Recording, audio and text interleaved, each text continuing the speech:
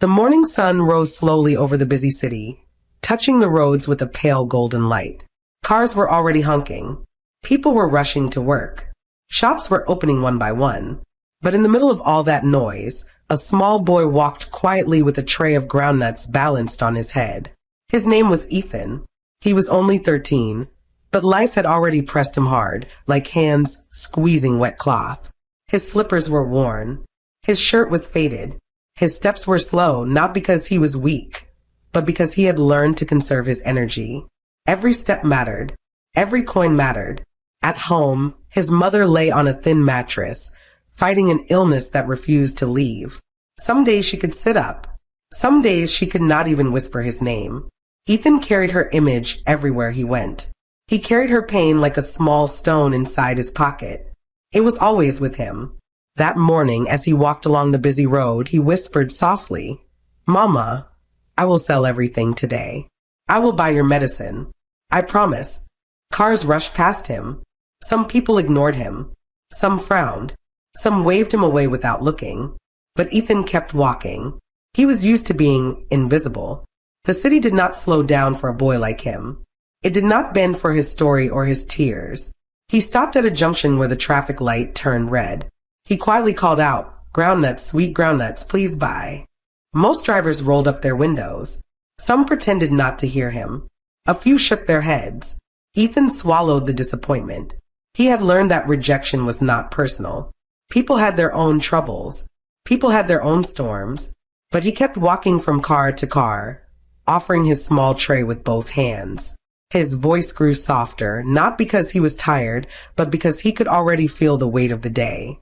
He had been awake since dawn. He had not eaten breakfast. But hunger did not scare him. His mother's sickness did. At the far end of the road, a large black SUV stopped at the light. The glass was tinted. The car looked expensive, like something only very rich people owned. Ethan was afraid to walk close. People in such cars usually shouted. Some insulted him. Some accused him of scratching their cars. But the light stayed red. The car did not move. Something inside him whispered, "Try." He moved closer, slow and careful. His voice trembled a little. "Groundnuts, sir, sweet groundnuts." For a moment, there was no response. Then, slowly, the tinted window rolled down. A man sat inside. His hair was gray at the sides. His face was calm but carried the weight of many years. He wore a simple shirt, but everything about him looked neat and important. His eyes, however, were kind in a way that made Ethan lower his gaze. "Good morning," the man said gently. Ethan swallowed. "Good morning, sir." "What is your name?" the man asked. "Ethan, sir." The man nodded softly, as if he had been waiting to hear that name for a long time. "How much is one?" he asked. Ethan told him. The man did not reach for one. Instead, he reached for his wallet and asked, "Do you have a mother?" Ethan froze. His heart paused like a stop drum. He nodded slowly. "Is she all right?" the man asked. And before Ethan could stop it, the truth slipped out like a sigh. "No, so she is very sick." The man looked at him with quiet sadness. The light turned green, but the car did not move. The green light stayed bright above the road, but the black SUV did not move. Drivers behind began honking, impatient with the delay. Yet the man inside the car did not panic. He simply raised one hand calmly, signaling them to go around. Ethan stood there quietly, his tray shaking a little in his hands. He did not understand why the man was giving him so much attention. Most people chased him away before he even spoke. But this man, he was studying him gently, as if trying to read his heart. "What is wrong with your mother?" the man asked in a soft voice. Ethan breathed in slowly, trying to steady himself. She cannot stand for long. She coughs a lot. Sometimes she cannot breathe well. The man listened without interrupting. His eyes did not look away. They did not blink hurriedly like others who only asked out of pity. His eyes were steady, carrying something deeper, something like worry mixed with longing. "How long has she been sick?" he asked. Ethan looked down. "A long time, sir. She tries to hide the pain, but I see it." A quiet wind passed through the street. People kept walking. Cars kept moving. The world remained busy. But around the boy and the stranger, it felt like a small circle of silence had formed, a pocket of stillness separating them from the noise. The man finally asked, "Do you go to school?" Ethan shook his head slowly. "I stopped. Mama said she does not want me to suffer in future, but it became worse. So I started selling groundnuts." The man's jaw tightened a little, not with anger, but with a quiet ache. "And your father?" he asked softly. Ethan's chest tightened. A small shadow crossed his face. He shook his head again. "I don't know him, sir. Mama never talks about him." The man exhaled deeply, as though the answer hit him somewhere he had not prepared for. For a moment, he looked away at the steering wheel, his thumb tapping it slowly, thoughtfully. Something in Ethan's words had reached a tender place inside him. When he looked back, his expression was even softer. "Are you hungry?" he asked. Ethan wanted to say no. He always tried to hide his hunger.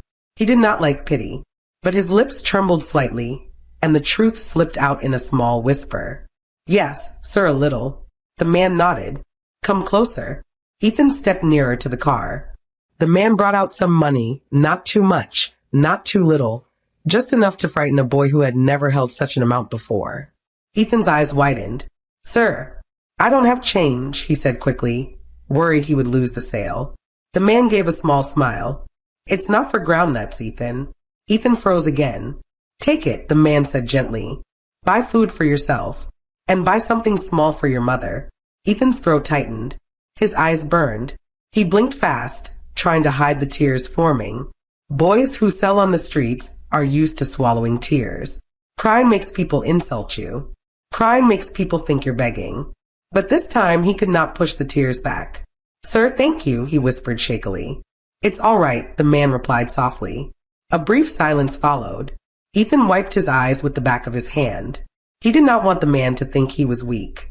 "Can you describe your mother for me?" the man asked suddenly. Ethan looked surprised. "Describe her?" "Yes," the man said. "Tell me what she looks like." Ethan swallowed. "She is beautiful, sir. Even when she is sick, she is still beautiful. Her hair is short. Her smile, it makes me feel safe." The man breathed out slowly, deeply, almost too deeply. And for the first time, Ethan saw something in the man's eyes. Something heavy. Something lonely. Something like grief. The man whispered almost to himself, "A short-haired woman with a soft smile." His voice faded. He looked away again, his fingers tightening around the steering wheel. Something inside him was waking up. Something he had buried for years. Something connected to Ethan. Something connected to a past he wasn't ready to face. The light changed again. The cars around them kept moving in restless circles, but inside that small space between the boy and the man, time seemed to soften. Ethan stood quietly, holding his tray with both hands, his eyes still a little wet. The man watched him with a strange kind of attention, not the shallow curiosity of a stranger, but a deep, searching look, as if every word Ethan said touched a hidden place in his heart. "What is your mother's name?" the man asked gently. Ethan looked down at his dusty slippers before answering. "Her name is Lily. Lily Adams."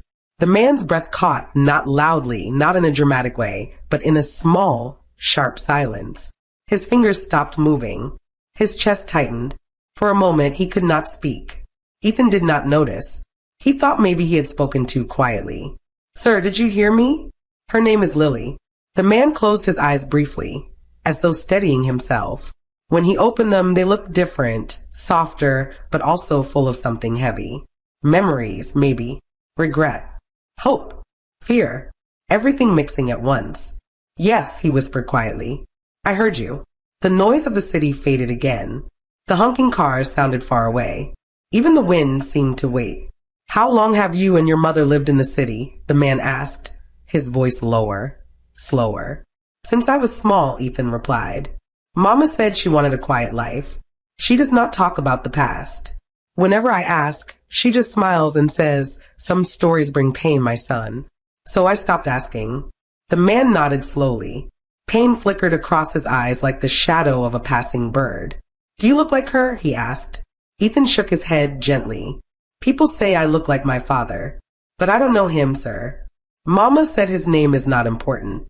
The man looked away. He stared through the front glass, not at the road, but at something distant in his mind, something that clearly hurt to remember. Ethan waited quietly. He didn't know what else to say. He always felt small near rich people, but with this man he felt something different, not fear, not shame, just a strange warmth, as if this man's presence carried a soft blanket he didn't know he needed. When the man finally spoke again, his voice was gentle but heavy. "Ethan, may I ask you something difficult?" Ethan tightened his grip on his tray. "Yes, sir." "Your mother, does she ever talk about someone she once loved? Someone she lost?" Ethan blinked. He didn't understand why the man's voice broke slightly at the word lost. He nodded slowly. "Sometimes at night, when she thinks I'm asleep, she cries quietly. She whispers a name. I don't hear it well. It sounds like Michael." The man's lips parted. His eyes softened completely. His shoulders dropped, as if something inside him had finally burst open. He whispered, barely audible, "Michael." Ethan frowned gently. "Sir, are you all right?" The man swallowed hard, his eyes glistening. "I'm fine, Ethan. I just remembered something." But the truth was bigger than memory. The truth was hitting him like a wave he had run from for years. He turned to Ethan fully now, studying him from face to neck, from eyes to nose, from the way he stood to the way he spoke. "You said people say you look like your father," he said softly. "Yes, sir." "And your mother never remarried?" "No, sir." "And she raised you alone?" "Yes." "And you are 13? "Yes, sir." The man nodded several times, each nod slower than the last, as though pieces of a forgotten story were falling into place. Then he whispered the question he had been afraid to ask. "Ethan, how old was your mother when she had you?" Ethan thought for a moment. "She said she was young, very young, when she got pregnant." The man closed his eyes again. A single tear escaped. He wiped it quickly, turning his face slightly away so Ethan would not see. But Ethan saw. He saw the tear. He saw the pain. He saw the truth waking up slowly. The man did not start the car immediately. He placed both hands on the steering wheel and breathed in slowly, as if gathering strength he had not used in years. The road was noisy, but inside the car there was a strange calmness, the kind that comes before a truth no one is ready to face. Ethan stood beside the window, unsure of what to do. His tray felt heavier. His heart felt slower. "Sir, should I go?" he asked softly, afraid he was disturbing the man's peace. The man shook his head gently. "No, Ethan. Please wait." There was something in his voice, something tired, something wounded, something that had traveled too many years alone. Ethan sensed it, but did not understand it fully. The man finally looked at him again, eyes soft, voice low. "Ethan, can I take you somewhere? Just for a short time. I want you to eat something. Your hands are shaking." Ethan looked at his hands. He had not noticed how weak they were. His stomach had been empty since the previous night. But he hesitated. "Mama's alone at home," he whispered. "She waits for me." The man nodded carefully, respectfully. "We will not stay long. I promise. I will take you back myself." Something about the man's tone felt safe, not in the loud, proud way rich people sometimes speak, but in a quiet, gentle way that made Ethan's shoulders relax. Still, Ethan asked the question he always asked strangers, "Sir, you won't shout at me?" The man's eyes softened deeply. "No, Ethan. I can never shout at you." Something in the way he said never felt unusual, almost personal, like the promise was heavier than Ethan understood. Slowly, Ethan opened the car door and sat carefully beside him. The seat felt soft, too soft for someone like him who was used to wooden stools and floors. His body did not know how to rest on something that comfortable. The man adjusted the AC, but not too cold. He glanced at Ethan, making sure he was all right. "Is this okay?" he asked. Ethan nodded shyly. "Yes, sir. Thank you." The car began to move slowly through the city. Ethan watched the buildings pass by, his eyes wide with quiet wonder. He had never been inside a big car before. He had only seen them from afar, shiny, powerful, with tinted windows that hid rich faces. Now he was sitting inside one. The man did not drive fast. He drove as though every movement required thought. Every turn carried weight. For a long moment, they said nothing. The silence was not empty. It was full of questions they were not ready to ask, full of memories the man was afraid to touch. Finally, the man spoke. Ethan, do you know why your mother left her hometown? Ethan shook his head. She said some memories hurt. She said running was easier. The man closed his eyes briefly. Pain moved across his face like a slow shadow. Your mother was right, he whispered. Some memories hurt more than wounds. Ethan watched him carefully. Sir, did you know her? The man's hands tightened on the steering wheel. He did not answer immediately. He breathed out slowly, as though opening a door he had kept locked for many years. Yes, he said softly. I knew her. Ethan blinked. You did. The man nodded once. A small, sad smile touched his lips. I knew her when we were both young. She was the kindest person I ever met. Ethan stared at him. His heart skipped a beat. Sir, what was she like back then? The man looked out of the window, as if searching for her face in the passing buildings. She had a quiet laughter, he said softly. She didn't like trouble. She loved small things, flowers, early morning air, quiet places. And she was strong, stronger than anyone knew. Ethan swallowed. Mama still smiles like that. The man's voice grew even softer. Yes, I believe she does. There was a long pause, a deep one. Then Ethan asked the question that gently shook the man's heart. Sir, were you close to her? The man's grip loosened in defeat. His voice broke. Yes, he whispered. Too close. Ethan watched him, confused but calm. He did not understand yet, but he felt something big moving in the air, something like a truth on its way. The man blinked fast, trying to hide the wetness in his eyes. Ethan, your mother did not leave because she wanted to, he whispered. She left to protect something precious. What thing? Ethan asked quietly. The man looked at him deeply, painfully. You, he said. And the car grew even quieter. The car rolled into a small, clean restaurant at the corner of a quiet street. It wasn't noisy like the big places in the city. It wasn't crowded. The chairs were simple. The walls were neat. The air smelled of warm bread and calm mornings. The man chose this place on purpose, a place where truth could breathe without strangers watching. He turned off the engine and looked at Ethan gently.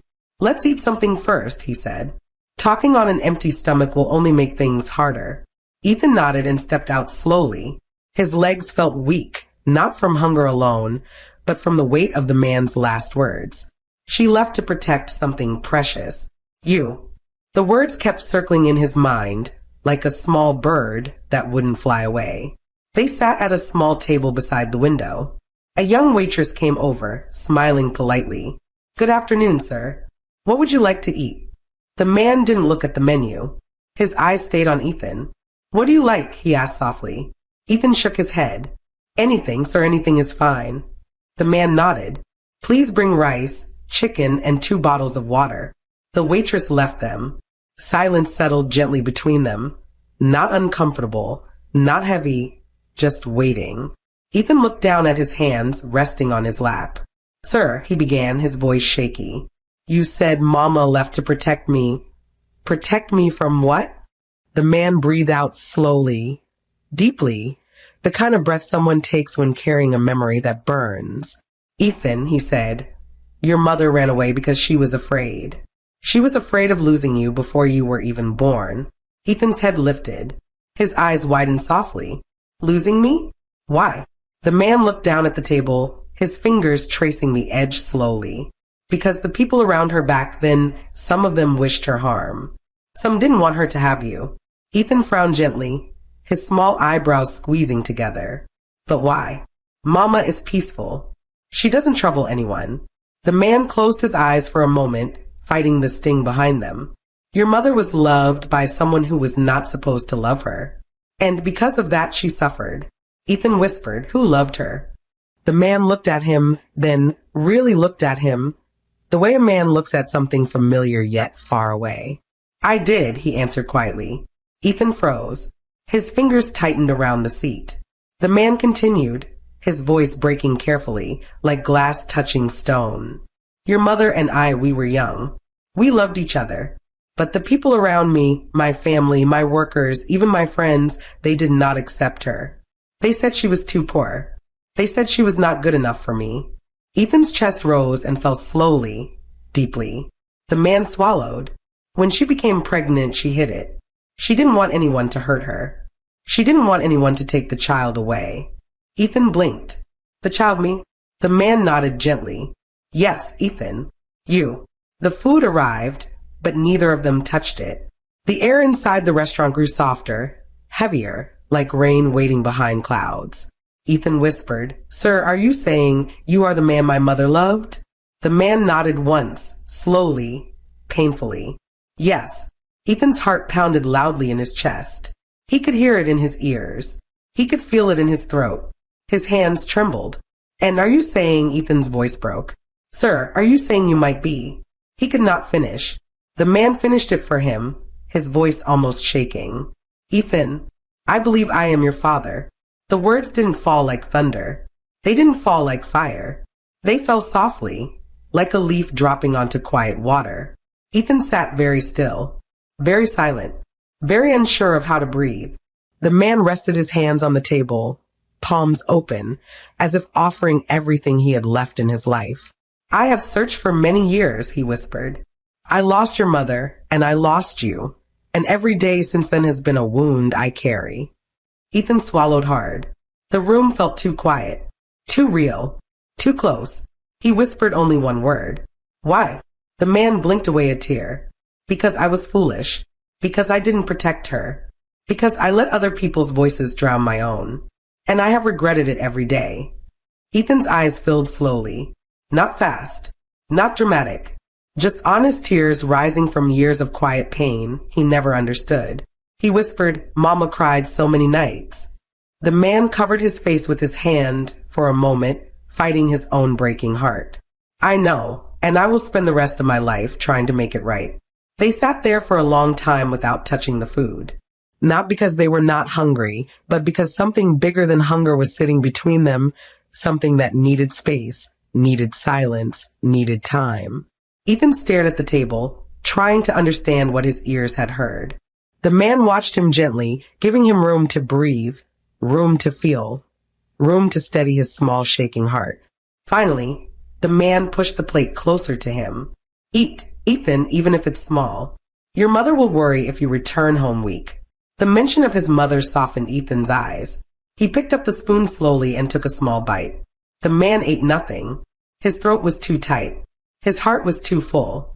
After a while, Ethan whispered, Sir, if you are truly my father, why didn't you look for us before now? The man closed his eyes for a brief moment.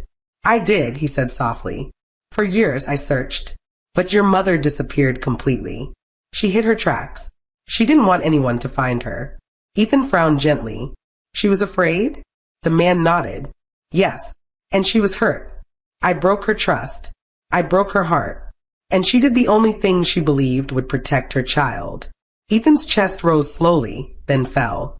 He took another small bite, set the spoon down, and whispered, Mama always said the world took too much from her. The man swallowed hard. It took too much from both of you, and I should have been there. I should have carried some of that pain. Ethan looked at him, really looked at him. The man was not pretending. His eyes were too honest, too tired, too full of old regrets. Sir, Ethan said quietly, do you want to see Mama? The man's breath caught in his throat. More than anything, he whispered. But I don't want to frighten her, or hurt her. If she doesn't want to see me, I will leave. Ethan shook his head slowly, his voice small but sure. Mama doesn't hate people. She only fears pain. The man nodded gently. I understand. Ethan wiped his eyes quietly. He wasn't crying loudly. His tears came like small drops, soft, careful, almost ashamed. The man saw it and his own eyes filled again. Ethan, if I am your father, I have failed you both. But if you allow me, I want to start again. Slowly, gently, in any way you are ready. Ethan lowered his head. His voice was almost a whisper. Sir, I don't know how to feel. I'm happy but also scared. The man nodded. It's all right to feel both. After a long silence, Ethan finally whispered, I want to go home now.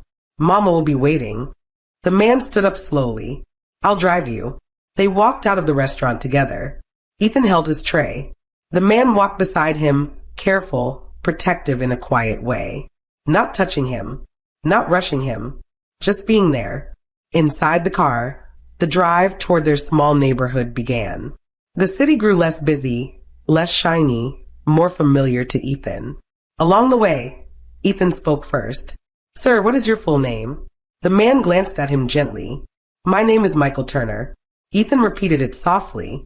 Michael Turner. Something in the name felt familiar, like a forgotten song he had heard long ago. "Your mother used to say it with a smile," the man whispered. Ethan looked out of the window. The streets were changing now.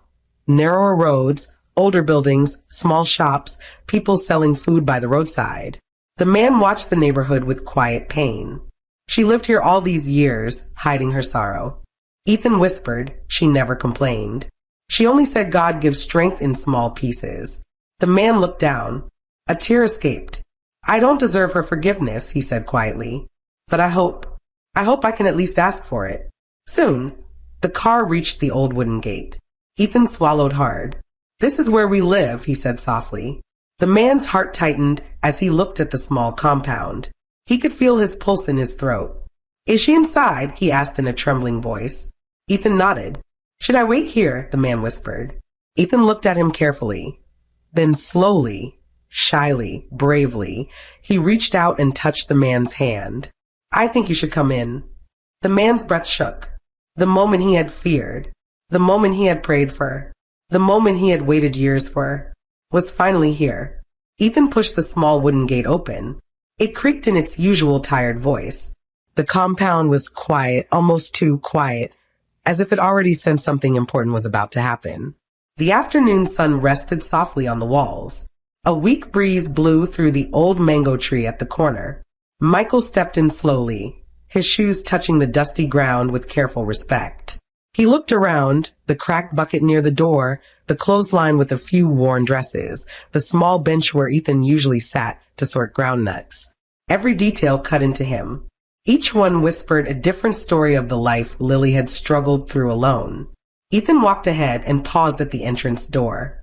He looked back at Michael. "She might be sleeping," Ethan said quietly. Michael nodded. His throat was too tight to speak. Ethan knocked gently. "Mama, it's me." There was a rustle inside, a small cough. Then Lily's weak voice floated out. "Ethan, you're back?" "Yes, Mama." Michael felt his knees shake. The sound of her voice, older, softer, weaker, hit him in a place he had kept locked for many years. Ethan pushed the door open. Lily was sitting on the edge of the thin mattress. One hand pressed to her chest as she tried to breathe steadily. Her short hair was wrapped in a scarf. Her eyes looked tired but still gentle, the same gentle eyes Michael had loved long ago. She smiled faintly when she saw Ethan. "My son, you took long today. I was worried." Then she saw the shadow behind him. Her smile froze. Her fingers trembled.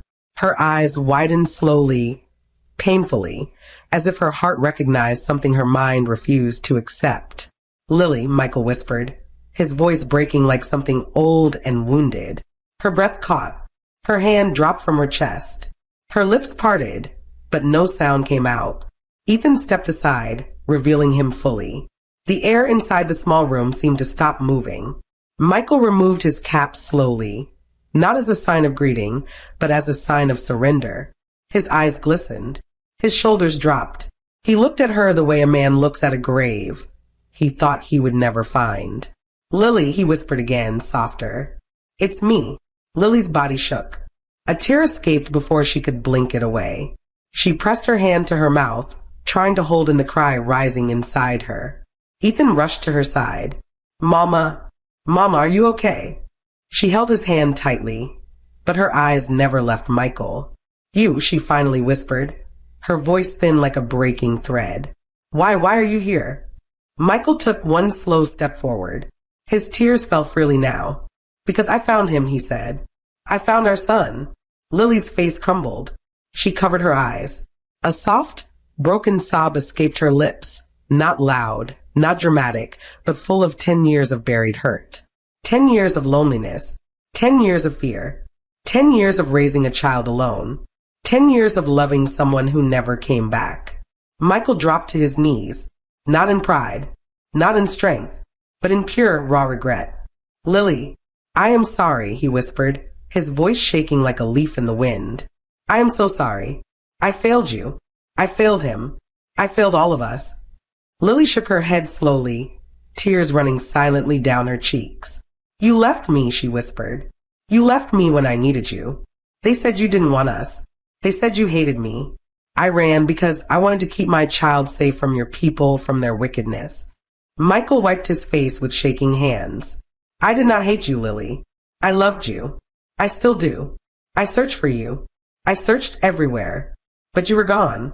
Lily cried harder, a quiet, painful sound that filled the small room. Ethan held her hand with one hand and held Michael's hand with the other. He didn't understand everything, but he understood one thing. Both of them were hurting. Deeply. Slowly. Lily lifted her eyes and looked at Michael. Really looked, she saw the old pain in his eyes. She saw the regret. She saw the love he still carried. Michael, she whispered, her voice trembling, why now? Why after all these years? Michael bowed his head. Because this time, I found the part of you I lost. His eyes moved to Ethan. Our son. Lily covered her mouth again. Her tears fell harder. But this time, they were not only tears of pain. They were tears of something else. Something like relief. Something like release. Something like the beginning of healing. Ethan looked at both of them, two broken adults who had carried him in their hearts in different ways. Slowly, gently he whispered, Mama, maybe this is the time we all heal. The room fell silent, but it was a new silence. A soft one. A hopeful one. The room stayed silent for a long time. Lily's quiet sobs slowly softened. Michael's breathing steadied. Ethan sat between them, his small hands holding both of theirs, as if he understood he was the bridge that had brought two broken hearts back into the same space. Outside, the wind moved through the mango leaves. A bird sang somewhere. Life continued gently, unaware of the storm that was calming inside the small home. Lily wiped her eyes slowly. Her voice was low, cracked, fragile. Michael, I don't know how to face all the years we lost. Michael nodded. He did not try to defend himself. He did not hide behind excuses. His voice was humble, almost broken. We can't change the years, but maybe we can change the days ahead. Lily looked at him with painful honesty. I raised him alone. I suffered alone. I cried alone. Michael bowed his head, his voice barely a whisper. And I will carry that guilt for the rest of my life. Ethan held tighter to both their hands. Mama, he's here now. Lily looked at her son, the boy she had carried through nights of hunger, through days of fear, through lonely sickness. She saw his innocence, his bravery, his gentle heart. And she realized something. Forgiveness was not for Michael alone. It was for her, for Ethan, for the life ahead. She breathed in slowly and looked at Michael again. I don't know how to start. Michael nodded, tears in his eyes. We start slowly, with truth, with patience, with kindness. I don't want to force my way back. I just want to be the father he never had and the man you needed. Lily blinked, new tears forming, but softer this time. Michael, are you sure you're ready? Michael let out a trembling breath. I have been ready for years. A small, quiet peace fell between them. Ethan stood up and went to the corner of the room. He took the old metal chair and placed it gently in front of his mother. Then, he took another one and placed it in front of Michael. Sit, he said quietly. They both obeyed. He looked at them with eyes too wise for a boy's age. I don't want two broken parents, he whispered. I want a family, even if it starts small. Lily's chest rose and fell deeply. Michael wiped his face.